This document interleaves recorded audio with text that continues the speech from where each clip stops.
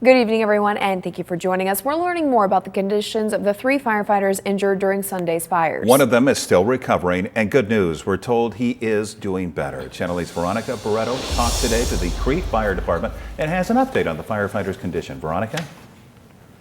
If it weren't for the volunteer firefighters and farmers, Sunday's wildfires could have been a lot worse. As they risked their lives, some got injured. One of them is still in the hospital recovering.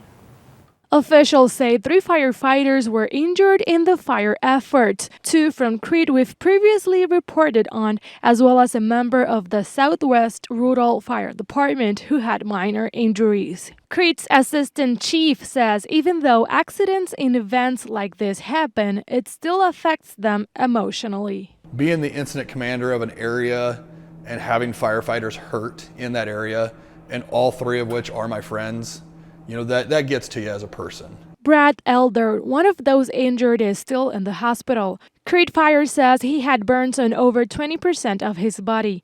Chief Todd Allen visited him Wednesday morning and says he's recovering well. He's doing great, doing great. When I stopped in Monday, he was still intubated and was still out of it. But this morning, when I stopped, he was doing great. He was talking. Still has a feeding tube down his nose, but other than that, he's doing good. Allen said Elder is aware of what happened and how it happened. He says Elder is more worried about the other Crete firefighter who was injured while assisting him. A firefighter get injured at the same time as Brad in the same incident, actually got burnt rescuing Brad or assisting Brad. The rapidly moving flames overtook both of them as they were protecting a home.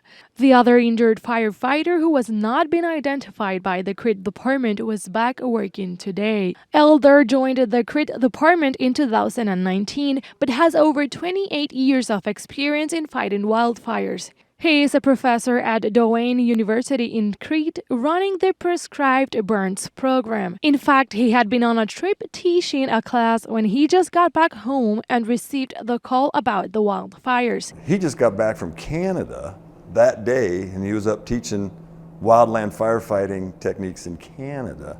Well, I don't think he'd even got his bags in his house yet. Allen said workers' compensation should cover part of Elder's medical expenses, but in order to cover the gap, a GoFundMe has been launched. And as of just a couple of minutes ago, the GoFundMe has already raised more than $14,100.